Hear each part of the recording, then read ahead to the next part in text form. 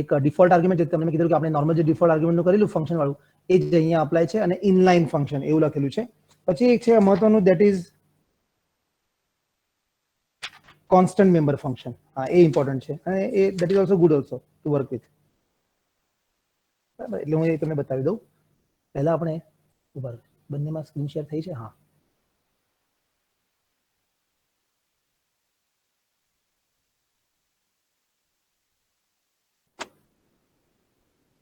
Right. Two ફોલ્ડરની અંદર programme 22, 21 અને 22.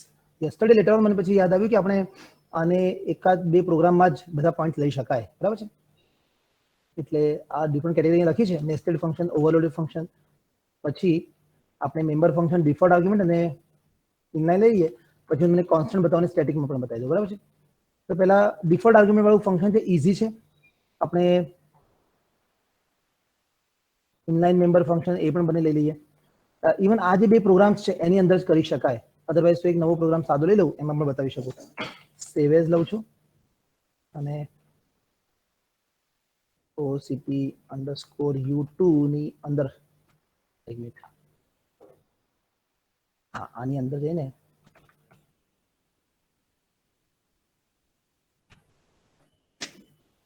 થશે હવે. Okay, the new is there. અહીંયા હું કમેન્ટ વાળી લાઈન છે એ કાઢી નાખું છું.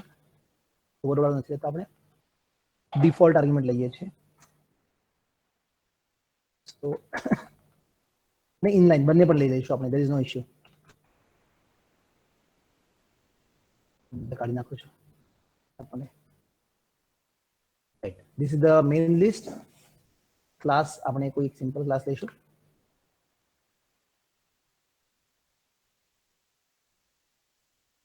જે આપણે નોર્મલી ફંક્શન ઓવરલોડિંગ કર્યું હતું, sorry, function with default argument કર્યું હતું, એ જ કન્સેપ્ટ અહીંયા છે. If a class has a function, like અહીંયા હું કોઈ ફંક્શન લઈ લઉં, પેર એવું ફંક્શન લઉં છું અને અહીંયા ઇન્ટીજર કોઈ એક વેરિયેબલ લઈ લઉં છું. બરાબર છે, ઇક્વલ ટુ, અત્યારે હું 5 આપું છું તો આ ડિફોલ્ટ વેલ્યુ થઈ ગઈ. કરેક્ટ? હા, અને હજી એક બીજું ફંક્શન લઈ લઉં છું, લેટ અસ સે void display. હા, એ તો છે જ આપણું. અથવા void show પણ લઈ શકાય, નામ છે અલગ રાખીએ. આ છે ને, બંનેના ફંક્શન આપણે બોડી બહાર લખીએ છીએ. અત્યારે બહાર લખવા માટે આપણે void તો ખરું જ, પછી ક્લાસનું નામ આપવું પડશે, scope operator, function name, integer અને એક્સ વેરિયેબલ. અહીંયા સુધી બરાબર છે. મેઇનમાંથી વેલ્યુ નહીં પાસ કરીએ તો એક્સ ની વેલ્યુ 5 લેશે. વેલ્યુ ફ્રોમ મેઇન, તો ઇટ વિલ બી કાઉન્ટેડ. તો સ્ક્વેર ની અંદર શું થવું જોઈએ? એક વેરિયેબલ પણ લેવો પડશે ઉપર, ઇન્ટીજર a, સિમ્પલ એક વેરિયેબલ લઈએ. whatever value you pass, a equal to x into x, આ મલ્ટીપ્લાય થવા જોઈએ. ખાલી મલ્ટીપ્લાય કરી નાખે અને પછી void show મેથડમાં એની વેલ્યુ ડિસ્પ્લે કરાવીએ છીએ આપણે. સર સ્કોપ ઓપરેટર વાળું રહી ગયું. Stop function. હા, બીકોઝ ક્લાસની બહાર છે તો આપણે આપવું જ પડે. એ ઇક્વલ ટુ કરીને આપણે અહીંયા વોટેવર એ ની વેલ્યુ હશે એ બતાવી દો. બરાબર છે, એવું રાખ્યું છે મેઇન ની અંદર. હા, હવે છે ને બે કન્સેપ્ટ આમાં લઈ શકાય. એક તો આજે હતું ફંક્શન વિથ ડિફોલ્ટ આર્ગ્યુમેન્ટ અને ઇનલાઇન ફંક્શન. આ બંને કન્સેપ્ટ લઈ લઉં છું અહીંયા. કોપી અને ક્લાસની ઉપર કમેન્ટમાં આપણે આપી દઈએ. આ બે પોઈન્ટ્સ માટે આપણે આ પ્રોગ્રામ લખ્યો છે in short. Member function by default automatic હોય છે.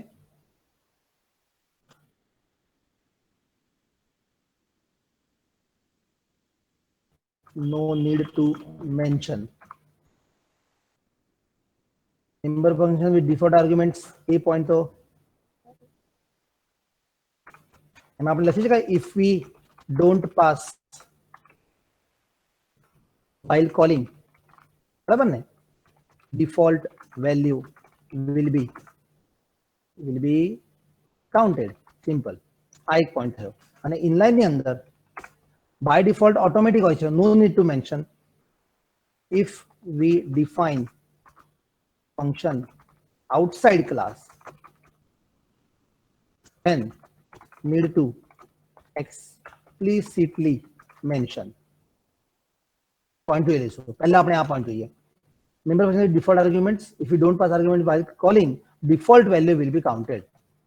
તો એની અંદર આપણે square નામનું ફંક્શન છે, સિમ્પલ ક્લાસ એનો ઓબ્જેક્ટ બનાવ્યો અને ઓબ્જેક્ટ ડોટ સ્ક્વેર અને હું 10 આપું છું અને એસ ઓબ્જેક્ટ ડોટ સ્ક્વેર એમાં હું 5 સોરી નથી આપતો કંઈ પણ. તો આ સેકન્ડ વાળું છે એમાં default value 5 will be counted. બરાબર કે નહીં? આ તો ઈઝી છે. સ્ટોર થાય છે એટલે s1 ડોટ આપણે એટલે એની વેલ્યુ બતાવશે. ઇવન આ 10 વખતે પણ s1 ડોટ શો તો લખવાનું જ છે. ચલો એટલે એક ઓબ્જેક્ટને આપણે 2 ટાઈમ્સ કોલ કર્યું function. Square function first time call કર્યું, 10 આર્ગ્યુમેન્ટ પાસ કરી છે, 3 ટાઈમ કોલ કર્યું, but no argument is passed. When you don't pass any argument here, then the default value will be counted. તો આપણે પહેલા આટલું verify કરીએ. Alter F9 કમ્પાઇલ કરીએ છીએ અને કંટ્રોલ F9. એક્ઝેક્ટલી પહેલા 10 પાસ કર્યા તો જો 100 આવ્યા અને બીજી વખતે we don't pass any value તો 25 વેલ્યુ મળી. બોલો આ તો સમજાઈ ગયું, ઈઝી છે. હા, હવે બીજી વસ્તુ આપણે જોઈ લઈએ. ઇનલાઇન ફંક્શન શું કહે છે? પહેલા તો ઇનલાઇન મેમ્બર ફંક્શન આપણે પહેલા જોયું હતું સેપરેટલી કે એનો ઉપયોગ શું હોય છે, કોઈને યાદ આવે છે? ફંક્શન હા હા હા ફંક્શન આપણે ઇનલાઇન લખ્યું હતું, બરાબર છે. અને એનો યુઝ શું બતાવ્યો હતો? What was the use of it? Why we make it inline? એવું કોઈને યાદ આવે છે? આપણે એનો ઉપયોગ કયો હતો? Sir, it logically pastes the function body where it is called. Correct correct, very true. Logically એ આખી ફંક્શન બોડીને પેસ્ટ કરે છે wherever you call that function. Means main के अंदर से कंट्रोल जो है वो बाहर जाता नहीं है, बाहर से अंदर आता नहीं वापस.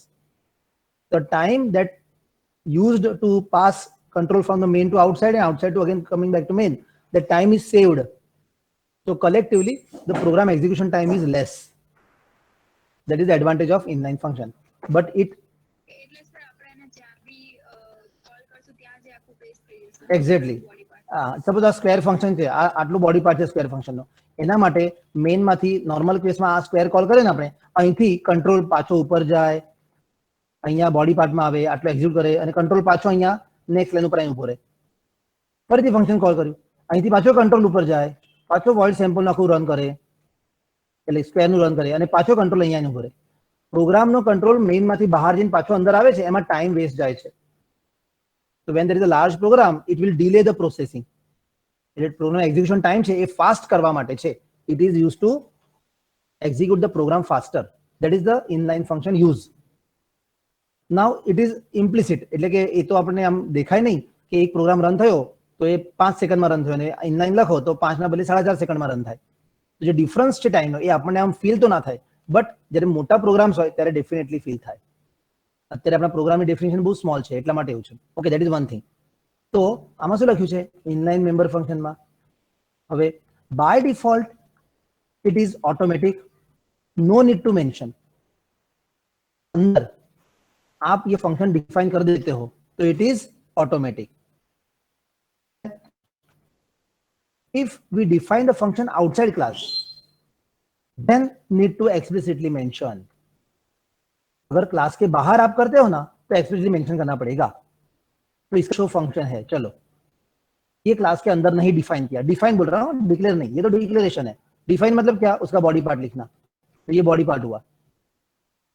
तो शो फंक्शन क्लास के बाहर आपने स्कोप ऑपरेटर लेके किया है तो इनलाइन यहां पे लिखना पड़ेगा, इनलाइन वॉइड सिंपल शो, इस तरह से. तो यहां पे इनलाइन ऐसे मेंशन करना कंपलसरी है. ओके, बट सपोज कोई फंक्शन आपने यहाँ पे लिख दिया है, जैसे मैं एक फंक्शन था void square show, suppose INCR increment, और ये वही फंक्शन यहीं पे डिफाइन भी कर देता हूं मैं. इंक्रीमेंट कर ए की वैल्यू प्लस प्लस होती है, પોસ્ટ ઇન્ક્રીમેન્ટ પાછું એટલે નહીં બતાવે. આપણે આવું કરીએ, એવું કેમ ના થાય? A++ પોસ્ટ ઇન્ક્રીમેન્ટ નહીં બતાવતું, બરાબર છે, પણ જો હું A + = 1 કરું તો એનો મતલબ શું?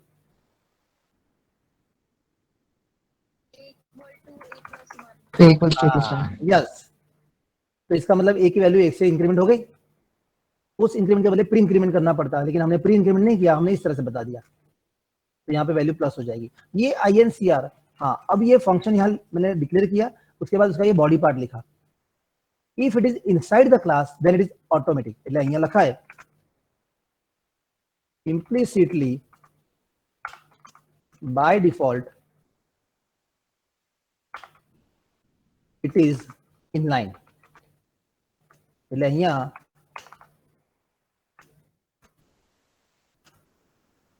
no need to mention if inside class, બરાબર છે? if defined inside class। बोलो, आ समझाયું तुमने? यहाँ पे ऐसे इनलाइन लिखने की जरूरत नहीं है। जितने फंक्शन हमारे क्लास के, उसकी बॉडी हम वहीं पे लिखते हैं क्लास के अंदर, बिफोर क्लास ओवर। ये क्लास ओवर हो गया, तो उसके पहले अगर बॉडी पार्ट लिख दिया है तो ये फंक्शन, तो we can say OCP concepts उसको इनलाइन बना लेते हैं इम्प्लिसिटली। बाय डिफॉल्ट वो इनलाइन बना देता है। अगर बॉडी पार्ट वहीं मिल गया तो, मतलब उसी के साथ यहाँ मिल गया तो। अगर बॉडी पार्ट नहीं मिला यहाँ पे, जैसा ये है, तो इसको जहां पे क्लास के बाहर आप करते हो वहां पे एक्सप्लिसिटली बताना पड़ेगा। लिख देते हैं explicitly need to be mentioned at defining function, बराबर? जहां पे फंक्शन डिफाइन किया है वहां पे मेंशन करना पड़ेगा एक्सप्लिसिटली। बोला, समझाएंगे पॉइंट? यानी इफेक्ट ना જોવા મળે, હવે यानी इफेक्ट ना જોવા મળે। Very good. હવે પહોંચો રન કરાવું તો s1 dot incr function call થયું અને s1 ડોટ ડિસ્પ્લે શો છે આપણો। incr એટલે ઇન્ક્રીમેન્ટ કરશે ને શો ડિસ્પ્લે કરશે। હવે આ ઇન્ક્રીમેન્ટ ફંક્શન છે, इंक्रीमेंट फंक्शन, ये जो कॉल थसे, तो जहां कॉल हो रहा है वहीं पे उसका बॉडी पार्ट भी वहां पहुंच जाएगा, तो उसको एक्सटेंड कर देगा, पेस्ट हो जाएगा वहां पे और एग्जीक्यूट हो जाएगा। मेन का कंट्रोल मेन से बाहर नहीं जाएगा। कर्सर जो आपने कही है वो मेन से बाहर जाएगा नहीं। बट ये जो वाला था कौन सा, डॉट शो, एक बार कॉल किया s1 डॉट शो, ये दूसरी बार कॉल किया s3 बार कॉल किया। जितनी बार मैं फंक्शन कॉल करता हूं, अगर ये इनलाइन नहीं होता तो हर बार ये शो यहां से कंट्रोल बाहर जाता, डिस्प्ले करके वापस अंदर आता, बराबर है? तो अब तो मैंने इसको लिख दिया यहाँ पे, एक्सप्लिसिटली इनलाइन लिख दिया है, तो ये भी अंदर का ही हो गया। मतलब कि एक बार इंट मेन से एग्जीक्यूशन स्टार्ट हो गया, यहां से ऑब्जेक्ट बनेगा, स्क्वायर कॉल करेगा। अब स्क्वायर फंक्शन हमारा इनलाइन है कि नहीं है, बताओ? डिफॉल्ट आर्गुमेंट वाला सही है, इनलाइन नहीं है। हाँ, तो देखो, ये पहली बार स्क्वायर कॉल किया, ये दूसरी बार स्क्वायर कॉल किया। डिफॉल्ट आर्गुमेंट था वो तो अलग कंसेप्ट है, लेकिन स्क्वायर के लिए भी ये कंट्रोल कहाँ जाएगा, बाहर जाएगा कि नहीं? Yes sir. क्योंकि स्क्वायर को हमने मेन के अंदर डिफाइन नहीं किया है। एग्जीक्यूशन और फास्ट करना चाहते हो तो इस स्क्वायर के आगे भी हम लिख देते हैं इनलाइन।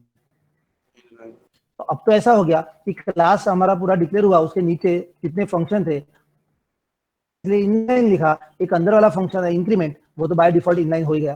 तीन फंक्शन अब इनलाइन हो गए। ये इंक्रीमेंट वाला बाय डिफॉल्ट हो गया, बाकी दो को एक्सप्लिसिटली प्रोग्रामर ने खुद ने किया।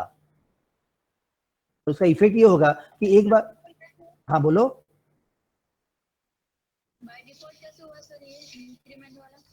इंक्रीमेंट वाला बाय डिफॉल्ट इसलिए हुआ कि ये जहां पे डिक्लेयर हुआ ना वहीं पे डिफाइन भी हो गया। अगर हाँ फंक्शन, हाँ ये जो भी हाईलाइट किया मैंने, जितना पार्ट इंक्रीमेंट फंक्शन का बॉडी पार्ट, ये पूरा पार्ट जहां पे वो कॉल होता है ना नीचे, यहाँ पे लॉजिकली कॉपी हो जाता है।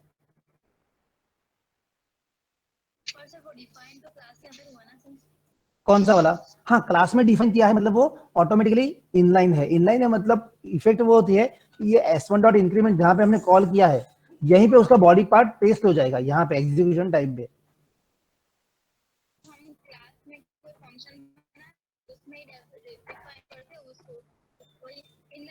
हो जाता है, हमको आगे इनलाइन लिखने की जरूरत नहीं है।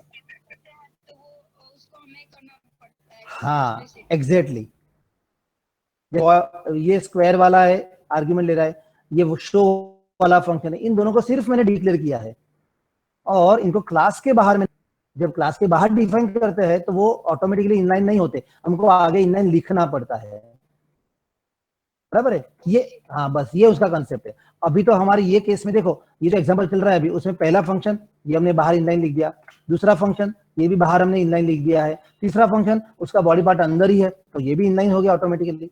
तीन फंक्शन इनलाइन है तो इफेक्ट ये होगी कि इंट मेन से एग्जीक्यूशन स्टार्ट करेगा, जब कंपाइल नहीं एग्जीक्यूशन बोल रहा हूँ, कंपाइल तो देखो नॉर्मल होता है, सारा कंपाइल हो गया। व्हेन एग्जीक्यूशन स्टार्ट्स, तो एग्जीक्यूशन कहां से स्टार्ट होता है? मेन से। और मेन के पहले क्या होता है? ये वाली दो लाइन एग्जीक्यूट होती ग्लोबल है ना? Header file. हाँ ये दोनों फाइल होती है, ये दोनों फाइल सबसे पहले अटैच होती है इस सीपीपी फाइल के साथ, इसलिए इन फाइल को क्या बोलते हैं? ये हैश वाले सिंबल का नाम क्या है? लाइब्रेरी। हाँ हमें, हाँ यह सही बोला, प्री प्रोसेसर डायरेक्टिव, हैश करके जो है ना सिंबल, उस सिंबल को बोलते हैं प्री प्रोसेसर डायरेक्टिव। अब ये नाम क्या है? प्री प्रोसेसर डायरेक्टिव, मतलब नीचे का मेन वाला प्रोसेस करना है उसके पहले ये हैश सिंबल बोलता है कि आपको इसको प्रोसेस करना है, कि इसको इंक्लूड को। पता चल गया? Yes sir. वाह, तो ये हैश सिंबल वो बताता है कि भाई मेन वाला इंट मेन, वहां से एग्जीक्यूशन स्टार्ट करो, उसके पहले आप इंक्लूड करो किसको भाई? iostream.h को। वो डायरेक्ट करता है प्रोग्राम को, इसलिए उसका नाम है प्री प्रोसेसर डायरेक्टिव। तो दो डायरेक्टिव हमें डाले हैं प्री प्रोसेसर के, एक iostream लेना, एक conio.h लेना। कंपाइल टाइम में तो उसने चेक कर लिया कि सारे फंक्शन बराबर लिखे हैं। iostream में से आपको कौन से मिलेंगे कमांड?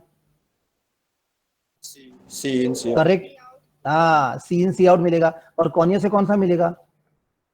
CLR SCR और वेरी ट्रू, वेरी ट्रू, चलो गुड। तो ये सारे कमांड्स कंपाइल तो हो गए, उसने मैप कर लिया, सब कुछ सही है। एग्जीक्यूशन करते वक्त जब वो क्लियर स्क्रीन करेगा तो ऑलरेडी उसको एग्जीक्यूट करने के लिए उसके कमांड सारे, मतलब क्लियर स्क्रीन के अंदर के जो कमांड होंगे वो सारे यहाँ से मिल जाएंगे, बिकॉज हमारी conio.h अटैच की हुई है, iostream अटैच किया है, मतलब वो सी आउट फटाफट रन कर देगा। तो चलो, पहला हुआ प्री प्रोसेस डायरेक्टिव। ये दोनों होने के बाद कंट्रोल सीधा जाएगा मेन के ऊपर। तो मोमेंट कंट्रोल मेन के अंदर आता है, उसके बाद उसने ऑब्जेक्ट बनाया, तुरंत क्लियर स्क्रीन किया, फिर ये स्क्वायर वाला फंक्शन यहीं पे, स्क्वायर वाला फंक्शन हाँ यहीं पे पेस्ट हो जाएगा, उसका कोडिंग एग्जीक्यूट हो गया, यहीं पे शो का कोडिंग भी पेस्ट हो जाएगा, एग्जीक्यूट हो गया, यहीं पे वापस स्क्वायर का एग्जीक्यूट हो जाएगा। मतलब कंट्रोल देखो मेन के अंदर ही रहा है, वापस शो फंक्शन आया तो यहीं पे उसका कोडिंग पेस्ट हो जाएगा, इंक्रीमेंट, शो, ये सारे फंक्शन जो कॉल किए, सारे के सारे फंक्शन कॉल किए तो एग्जीक्यूट भी वहीं पे हो गए, वहीं पे उसका कोडिंग लॉजिकली पेस्ट हो गया और वहीं पे एग्जीक्यूट हो गया। मेन का कंट्रोल का मेन के बाहर गया ही नहीं। तो जब भी बाहर जाता है, जब भी अंदर आता है, तो उसको वो मेमोरी फ्री करनी पड़ती है, मेमोरी असाइन करके नई मेमोरी लानी पड़ती है। All that process is cancelled, वो प्रोसेस करनी नहीं पड़ी उसको, बराबर है। तो इंटरनली ये होता है कि ये सारे फंक्शन जब रन हुए तो ये फंक्शन मेन के अंदर ही रन हुए, कंट्रोल अंदर ही रहा, तो दैट इज द एडवांटेज। बाकी रन करो आप, कंपाइल एंड एग्जीक्यूट, देखो हो गया 25, 26 हो गया ए का वैल्यू, क्योंकि हमने ए के वैल्यू को प्लस स्क्वायर किया। अच्छा ए का वैल्यू 25 किया था, हाँ स्क्वायर किया था ना सर, बाद में उसने हाँ प्लस किया। ओके।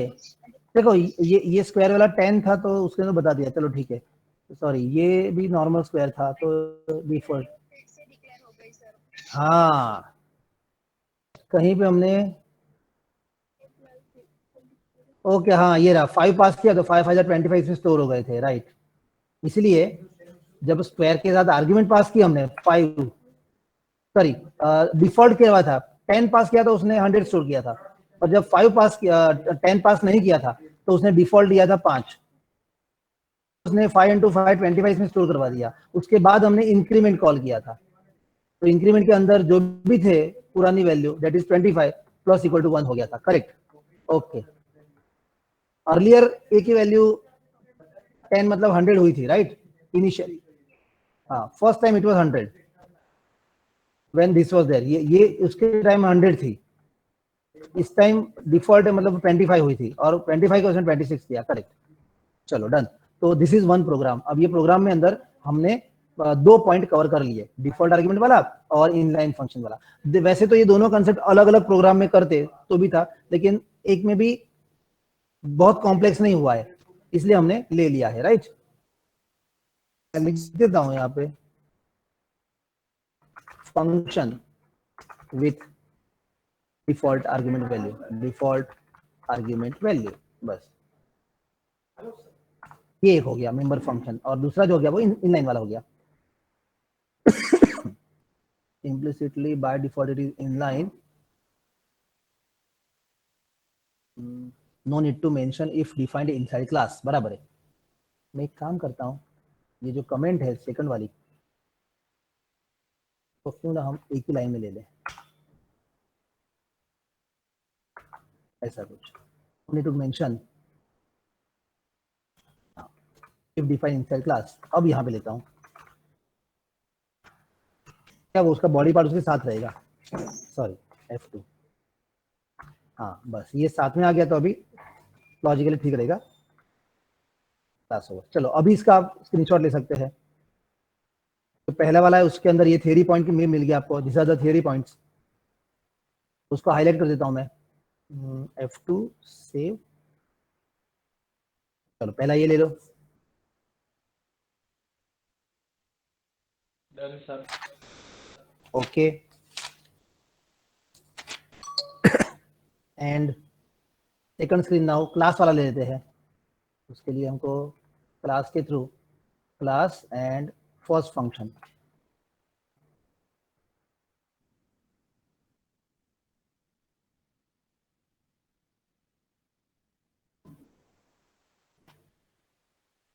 दोनों ग्रुप में डन हो गया, देख लो।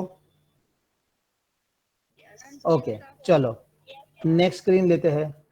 नेक्स्ट स्क्रीन में शायद सारा पूरा ही आ जाएगा ऐसा लग रहा है, हाँ आ जाएगा पूरा। अगर मैं साथ में ले लूँ तो ये वाला साथ में कर देता हूँ और गेट CS के साथ हो गया। चलो तो नेक्स्ट स्क्रीन ये इनलाइन किया था एक्सप्लिसिटली लिख के, उसके साथ साथ मेन ओवर तक ले लो। चलो ये भी स्क्रीनशॉट कर लो।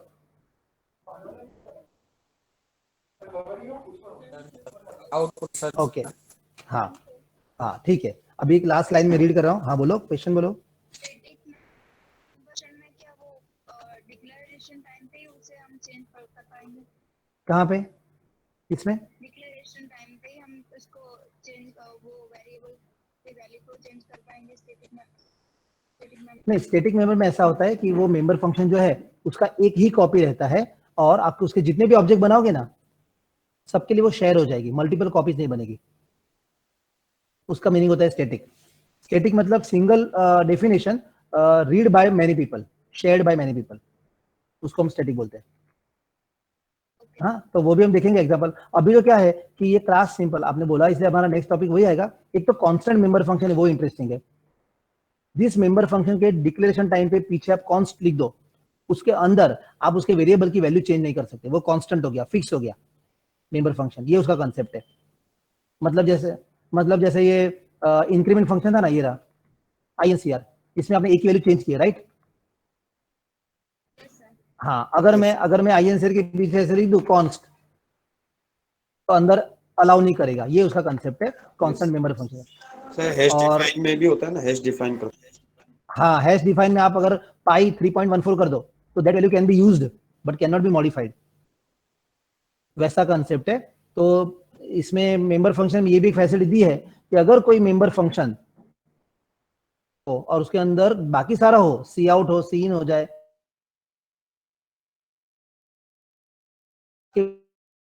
आपको ऐसा लॉक रख देना है हमको, तो we have that constant member function with declare const. तो ये कॉन्स्ट कीवर्ड आएगा, वो मेंबर फंक्शन के अंदर कोई भी क्लास वेरिएबल को मॉडिफाई नहीं कर सकते आप, उसकी वैल्यू को यूज कर सकते हो कहीं पे भी, कि उनका यूज करके एडिशन करके किसी थर्ड वैल्यू बना दिया आपने चलेगा, लेकिन उसकी अपनी खुद की वैल्यू चेंज नहीं कर सकते। ये एक आएगा कंसेप्ट, ओके। और स्टैटिक में क्या होगा, will see that also. Static में ये क्लास सिंपल जो है, अभी हमारे पास कितने मेंबर होंगे टोटल बताओ तो कोई?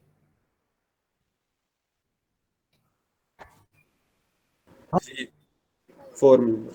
4 member, 1 variable and 3 functions. 3 from. हाँ 3 + 1 4 मेंबर्स हो गए।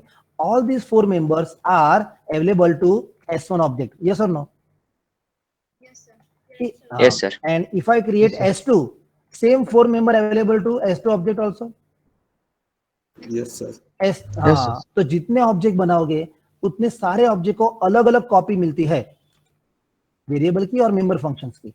बट ये स्टैटिक जो है ऊपर कीवर्ड, स्टैटिक कीवर्ड ये क्या करता है, मेमोरी सेव करने के लिए एक ही जगह पे फंक्शन डिफाइन किया, वन टाइम ओनली, उसको जितने ऑब्जेक्ट बनाओगे उन सबको शेयर करेगा, उसकी मल्टीपल कॉपीज नहीं बनाएगा, मतलब उतनी मेमोरी सेव हो जाएगी। अल्टीमेटली हमारा गोल ये रहता है कि कोई भी प्रोग्राम बनाते हो तो वो सबसे फास्टेस्ट रन होना चाहिए और सबसे कम मेमोरी यूज होनी चाहिए, ये हमारे दो गोल होते हैं, राइट?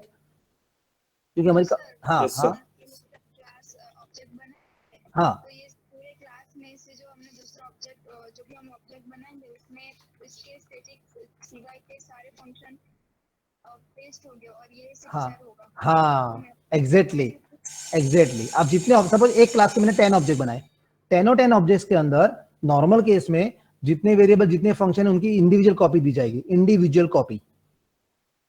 बट अगर स्टैटिक बनाया तो एक जो फंक्शन स्टैटिक है वो शेयर्ड होगा, ये वो सारे इंडिविजुअल कॉपी दिए जाएंगे। बोलो क्लियर हुआ? Yes sir. हाँ, तो हमें वो दो कॉन्सेप्ट देखने हैं क्विकली। इसके लिए मैं फाइल को, ये फाइल तो मैंने सेव कर ली पहले, सेव, और फाइल को सेव एज करता हूँ। चलो हम वो सीपीटी में नाम दे देते 23 या 24 करेंगे, ERG 24 के अंदर एंड एक कांस्टेंट वाला है और एक कौन सा है, स्टैटिक वाला है ना, गुड। मेरे पास ऑलरेडी है उसके लिए अवेलेबल। अगर मैं वही लेता हूँ तो फिर नहीं, चलो हम चेंज करते हैं, हर बार फिर वो क्यों ले, एक नया क्लास है बिकॉज क्योंकि एक ही क्लास में सारे कंसेप्ट डालेंगे तो कभी ऐसा होता है किसी को कि भाई कंफर्टेबल नहीं रहता। हाँ, अब उसमें से मुझे एक कांस्टेंट चाहिए और एक स्टैटिक चाहिए, मैं इतनी कॉपी ले लेता हूँ अभी, फिर उसमें से मैं निकाल दूंगा।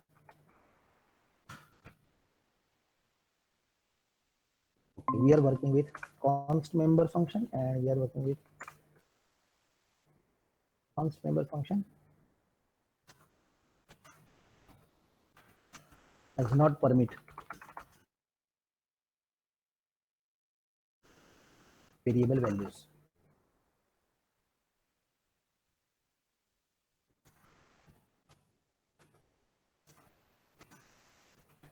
ओके, पहले कॉन्स्ट का एग्जांपल देख लेते हैं।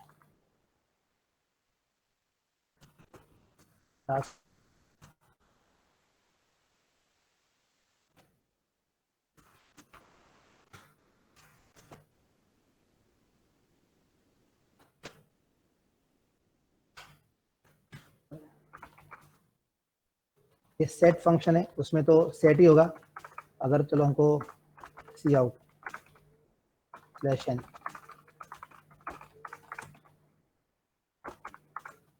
बराबर है, मैं x के अंदर उसकी वैल्यू ले लेता हूँ। सेट फंक्शन जहां भी कॉल होगा वहां पे x की वैल्यू इनपुट हो जाएगी। हाँ, वॉइड कांस्टेंट बनाना है तो मैं सपोज उसको फॉर अभी INCR दिया, नंबर इंक्रीमेंट होना चाहिए, और मैं इसके में देता हूँ कि x प्लस इक्वल टू 10, उसमें 10 प्लस हो जाए, सी आउट हो जाए session new value equal to, पहले हम कॉन्स की इफेक्ट नहीं देते हैं और देखते हैं कि क्या x की वैल्यू आती है, बराबर है, इंक्रीमेंट, ये दोनों हो गए। चलो क्लास बन गया, नंबर क्लास का एक ऑब्जेक्ट बनाया मैंने, और यहाँ पे n1 डॉट क्या कॉल करूं मैं, सेट, और n1 डॉट INCR, तो सेट से वैल्यू सेट हो जाएगा, INCR से वो इंक्रीमेंट करके बता देगा, बराबर है। अगर वैल्यू सेट हो गई है तो वहां पे अगर आपको बतानी है क्या है करंट वैल्यू तो बोल दो कि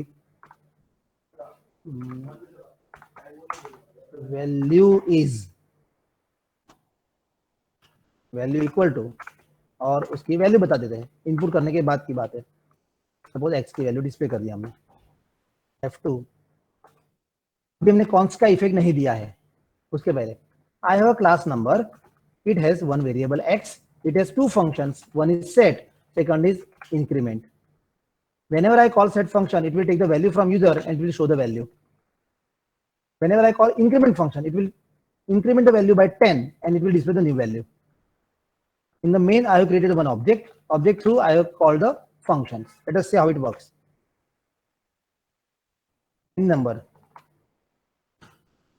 value 345, and second one is new value 355. This is very much clear, right? Now let us see the effect of const function. ये वाला does not permit to modify value of a variable. If I say const, आपको const keyword लगाना है function declaration के last में। Okay, ये function declare किया, return type, function name and arguments if any, and then the const keyword should be applied. It makes the body part of the function prohibited with the increment of value.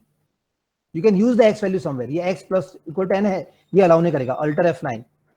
कुछ error बताया? चलो क्या लिखा? Cannot modify a const object. मैं enter देता हूँ, 29th line पे बता रहा है, एग्जिट इस लाइन पे है। x plus equal 10 नहीं होगा, ये अलाउ नहीं करेगा। तो मैं इसको कमेंट कर दिया और मैं लिख देता हूं यहां पे not allowed to modify because of const. बराबर है? तो ये न्यू वैल्यू तो नहीं होगी, पर x की सेम टू सेम वैल्यू, हाँ, that value can be used like this. Suppose x plus 5, क्या ये x की वैल्यू चेंज कर रहा है? No sir.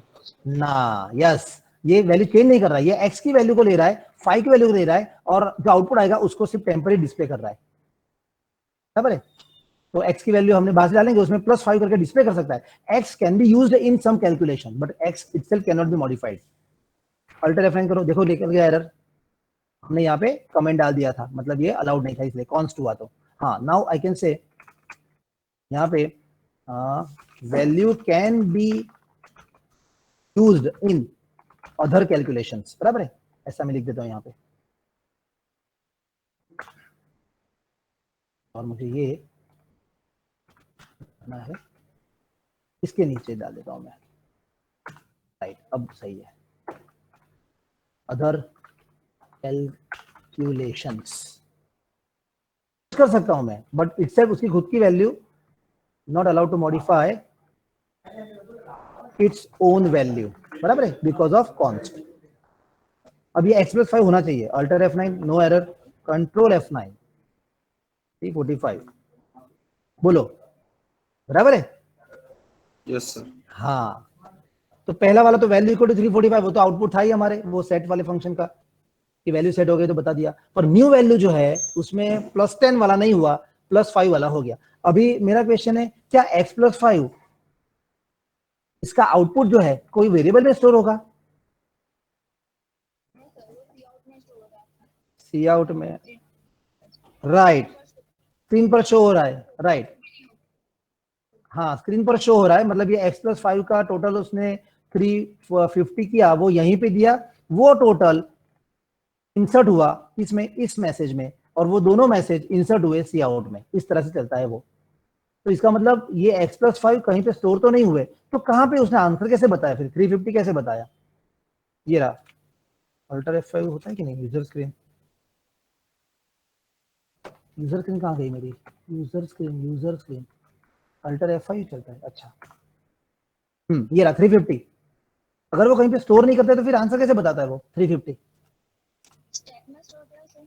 स्टैक में नहीं, हजी बोलो, जो वर्ड चाहिए, आई वांट दैट वर्ड। कहाँ पे स्टोर करता है वो? रैम के अंदर ही पकड़ लेता होगा कोई लोकेशन। टेम्पररी स्टोर करता है। रजिस्टर नहीं, टेम्पररी स्टोरेज, करेक्ट, पर उसको हम क्या बोलते हैं? बफर। ठीक है, we call it as a buffer. RAM के अंदर बहुत सारी बफर मेमोरी भी होती है, मतलब एक्स्ट्रा मेमोरी। जब भी किसी प्रोग्राम को रिक्वायर्ड है तो वहां से उठा लेता है। तो x plus 5 किया तो उसको 2 बाइट्स की जरूरत पड़ी, क्योंकि x क्या है हमारा? इंटीजर है। इंटीजर कितना साइज होता है? 2 बाइट्स। तो x को +5 किया तो 2 बाइट्स की जरूरत पड़ी उसको, कहीं से उसने टेम्पररी 2 बाइट्स ले लिए बफर मेमोरी से, उसके अंदर x +5 करके उसका जो रिजल्ट है वो डिस्प्ले कर दिया। ठीक है, बस तो ये ध्यान में रखना है कि यहाँ पे x की खुद की वैल्यू चेंज नहीं हो रही है, x +5 किया वो कहीं पे स्टोर भी नहीं हो रहा है, it is somewhere temporary stored in buffered memory, temporary location what you call it. ठीक है, ओके चलो, तो ये हमारा पहला कंसेप्ट कौन सा था, ये वाला constant member function does not permit to modify its own value for a variable, correct. Now will come to the static member function. Static member function के लिए जैसे बताया था हम उसका इफेक्ट नहीं देख पाएंगे, चल लेकिन comma n2 comma n3 comma n4 4 object बनाए, 4 ऑब्जेक्ट बना दिए। लेट अस से मैं करता हूं यहाँ पे, क्योंकि सबकी ओरिजिनल वैल्यू तो अलग अलग है, वॉइड जैसे शो नाम का फंक्शन है, और ये फंक्शन को मैं cout n the class variable, ऐसा कुछ लिखता हूं मैसेज में, class variable x is class variable x है, तो class variable the class this function is shared by all objects, हाँ ये सही है, of a class। C out कुछ मैसेज लिखता हूं मैं, इवन आप मैसेज के बदले कुछ भी ऐसे भी दिखा सकते हो, /n of the class no separate memory is allocated to each object। अभी बंद रखो भाई, बोलो समझाई हुआ। Yes sir. और उसके आगे लिखना है हमको F2, यस किया मैंने, एक मिनट है ना, पहला classification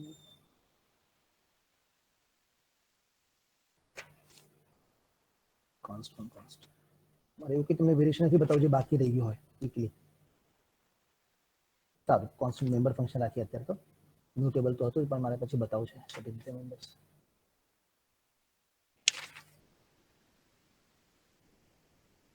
Static functions are those functions particular class used to access or modify the static members। Okay,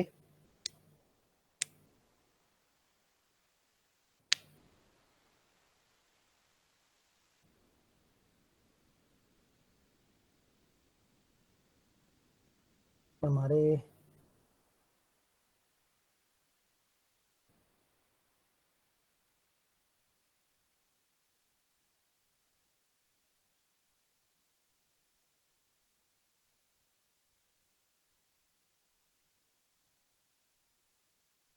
ચલો આપણે એક માં જ બતાવી ચાલશે, એનો કઈ જરૂર નથી, એક માં જ બતાવી દઈએ, સ્ટેટિક લખી જાય, હવે નીચે છે ને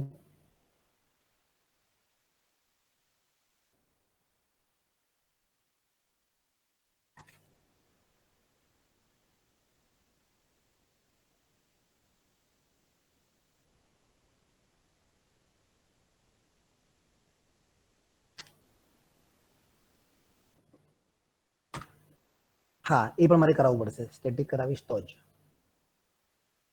શો અહીંયા હું લખું છું n1 ડોટ, કારણ કે બીજા બધા તો આપણી પાસે છે જ ને ઓલરેડી, આ બધામાં વર્ક થશે। n2 માટે પણ હું સેટ અને ઇન્ક્રીમેન્ટ કॉल कराई શકું। शो फंक्शन जो है नॉर्मल केस में शो फंक्शन जो है उसकी मल्टीपल कॉपीज किसको मिलती, n1 को सेपरेट मिलती, n2 को सेपरेट, n3 को एंड n4 को मिलती, but by making them static, तो स्टैटिक बनाने से शो फंक्शन की एक ही कॉपी रहेगी and that is shared by all this 4 objects. अब वो यहाँ पे प्रैक्टिकली इंप्लीमेंट नहीं करा सकते, लेकिन સર हाँ हाँ એના લીધે મેમરીમાં કોઈ ફરક પડે? હા મેમરીમાં એટલે જ ફરક પડે કે ધારો કે આપણે ચલો અત્યારે હું 2 ઓબ્જેક્ટ રાખું, 3 રાખીએ, 3 રાખો, ચલો 3 રાખીએ, આપણે ક્યાં ફેર પડે છે 3, પછી n2 ડોટ સેટ કરાઈશ તો એનું થયું, અને n2 ડોટ ઇન્ક્રીમેન્ટ કરાવી શકાય. ઓકે, અને n2 ડોટ શો, શો પણ મારે કોલ કરાવવાની જ છે.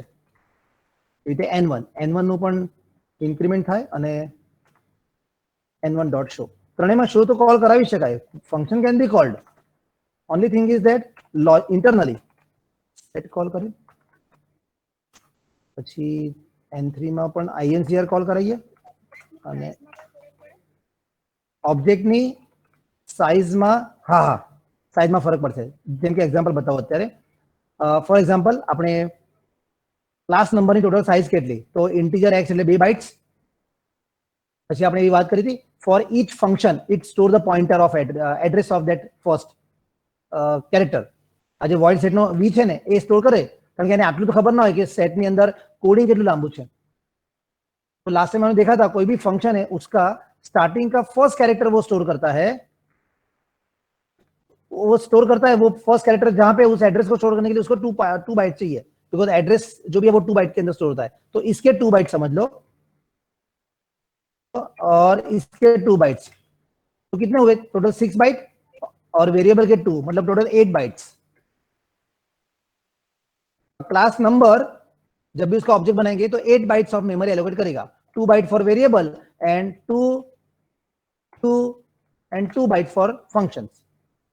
तो 8 बाइट्स हुआ. એટલે ઓબ્જેક્ટ n1 છે ને અહીંયા, n1 ઓબ્જેક્ટ 8 બાઇટ લે, n2 object 8 bytes, n3 object 8 bytes. પણ હવે શું થયું, આપણે સ્ટેટિક બનાવ્યું ને, तो स्टैटिक बनाने से इसके जो 2 बाइट थे ना वो तीनों में शेयर होंगे. तो ये 2 बाइट छोड़ दो अभी, तो कितना हुआ, हाँ, तो इसको 6 बाइट, इसको 6 बाइट, इसको 6 बाइट्स इंडिविजुअल मिलेंगे. और जो 2 बाइट्स की मेमोरी अलग होगी वो तीनों के अंदर 1 बाय 1 शेयर होगी. तो अगर तीनों ऑब्जेक्ट का टोटल मेमोरी देखो तो विदाउट स्टैटिक कितना होता, 8 बाइट प्लस 8 बाइट, 8 3 24. हाँ, अभी हम उसको स्टैटिक किया तो इसके 6 बाइट थे, 6 3 18. 6 6 6 18 हुआ, 18 और प्लस वो 2 बाइट्स स्टैटिक वाले, 18 प्लस 2 20. देखो तो यहाँ पे 20 पहले 8 3 24 था, 24 बाइट्स होता इंडिविजुअल करते तो, पर स्टैटिक बना दिया तो 24 के कहां पे आ गए, सीधा 20 बाइट्स हो गया. डिफरेंस कैसे पता करो, पता चला सबको कोई डिफरेंस? हाँ हाँ, बस. Yes, sir. તો અહીંયા હું લખતો નથી અલગથી, કારણ કે લખવા બેસું તો પાછું n1 will have 6 bytes, n2 will have 6 bytes, n3 will have 6 bytes, and 2 bytes, અહીંયા લખું છું 2 bytes of static function show is shared, બરાબર છે, among all. તો ત્રણ જણા 2 બાઇટ શેર કરે એટલે 6 6 6 18 પ્લસ 2 20 બાઇટ્સ એલોકેટ થયા. तो मैं 3 ऑब्जेक्ट बनाया, एम में 4 बाइट की मेमोरी बचाई ली थी, तो और मेमोरी बच जाएगी. करेक्ट और नॉट? हाँ. Correct, sir. तो कहीं ना कहीं वो आपको ऐसी टेक्नोलॉजी, ऐसे कंसेप्ट दे रहा है C++ कि आप जो प्रोग्राम बनाते हो उसमें ये सब एक्स्ट्रा फैसिलिटी ऐड करके जितना हो सके उतना कम मेमोरी यूटिलाइज करो, क्योंकि जितना मेमोरी की ज्यादा होती है प्रोग्राम की उतना पूरी इफेक्ट सब में पड़ती है. रीडिंग में लेंदी हो जाता है, लॉजिक लंबा कॉम्प्लेक्स हो जाता है, एग्जीक्यूशन के अंदर ज्यादा मेमोरी लेता है, टाइमिंग लेट हो जाता है. All this after effects are there. तो साइड इफेक्ट सब कम करने के लिए ऐसे टेक्निक्स है कि जहां जहां मैंने शो कॉल किया है, ये रहा, ये पहला वाला शो, ये एक ही जगह से उसने लिया, वही जगह से n2 के लिए भी शो कॉल किया, उसी जगह से n3 वाला भी कॉल किया. ठीक है, तो ये तो इफेक्ट तो वही देगा. अल्टर F9 कंपाइल हो गया, अभी कंट्रोल F9. पहले वाले का वैल्यू था 10 तो उसका बना दिया, उसका शो आ गया. दूसरे का वैल्यू सपोज 20 तो उसका 25 कर दिया, उसका भी शो बता दिया. तीसरे का वैल्यू 30 तो उसका भी 35 करके उसका शो बना दिया. तो शो वाला फंक्शन तीनों बार कॉल हुआ है, पर हम बोलेंगे उसकी एक ही कॉपी रखी है और वो तीनों में शेयर हो रहा है, ऐसा हमको विजुअलाइज करना है, क्योंकि इसका अलग से मेमोरी एलोकेशन तो मैं नहीं बता सकता अभी इसमें. Static member function, one copy shared by all objects, ऐसा लिखता हूं. बोलो समझ में आएगा? Yes, sir. Very Yes, sir. Good, very good. એટલે હવે છે ને આ બે પોઈન્ટ સ્ટેટિક અને કોન્સ્ટન્ટ એની અંદર બીજા એક બે વેરિએશન્સ છે એ આપણે નેક્સ્ટ સેશનમાં જોઈશું. નંબર ફંક્શન વાળો ટોપિક ક્લોઝ કરીએ છીએ, બરાબર છે. ચલો તો આને આપણે અત્યારે Okay, sir. હા અહીંયા હું આ સેવ કેમ ના થયું? ઓ બાપ રે, ક્યાં ગયું? F2 મને લાગે છે આ કઈ મેમરીમાં one copy shared by all increment constant. હા આટલું બધું સેવ થયું જ છે. અચ્છા નીચે વાળું મારું સેવ ના થયું લાગે છે. n1 આ અને n2 ડોટ શો આવું લખ્યું હતું ને મેં, એ સેવ ના થયું કદાચ. F2 યસ આપવું જોઈએ મારે. હા તો આને કહું છું called from same memory એવું લખું છું. અને આ જ વસ્તુ આખી છે અત્યારે હવે પછી જતું રહ્યું છે એટલા માટે હું કોપી પેસ્ટ કરું છું. પેસ્ટ અને જ્યાં માય મિસ્ટેક n1 પછી આને n2 બનાવી દઉં છું. અરે આને આપણે n3 બનાવી દઈએ. सर N4 को रिमूव कर दीजिए. n4 હા એટલે આ કંઈક પેલી જૂની કોપી રહી ગઈ, નવી કોપી મારે સેવ કરવાની રહી ગઈ. n3 સુધી લાવીએ. Let it be n3. F2 save yes, alter F9. Run કરીએ.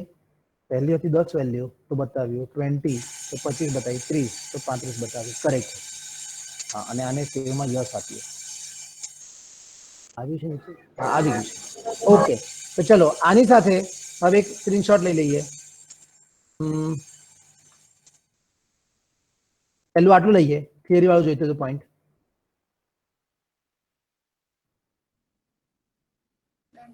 Okay Done, sir. Very good. હવે બીજો સ્ક્રીનશોટ લઈએ આપણે આની સાથે, ક્લાસની સાથે.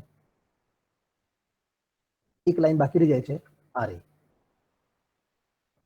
ક્લાસ નંબર એ આટલો, ક્લાસ ઓવર. ક્લાસની સાથે લઈ લો. કોઈ જગ્યાએ લાઈન ઓછી કરાય એવું છે? એક અહીંયા ઓછી કરી દઉં છું. ચલો અને એક શોમાં કરી શકાય. ચલો શો ફંક્શન અહીંયા જ ઓપન કરી નાખ્યું મેં, એનું ઓપનિંગ બ્રેકેટ અહીંયા લીધું સો દેટ કે એક જ સ્ક્રીનમાં તમારે આવી જાય. આવી ગયું, લઈ લો screenshot. Okay Done, sir. Very good. Okay અને લાસ્ટ વન મેઇન ની અંદર ઇમ્પ્લિમેન્ટેશન. તો ધીસ ઇઝ મેઇન.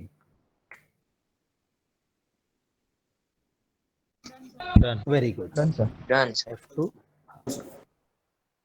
બસ. હવે હું પેલું નથી લખતો n1 n2 n3 ની મેમરી એલોકેશન, પણ આજે આપણે ડિસ્કસ કર્યું એમાં તમને ખ્યાલ આવી ગયો કે બાકી બધા વેરિયેબલ અને ફંક્શન્સ સેપરેટલી એલોકેટ થાય n1 n2 n3.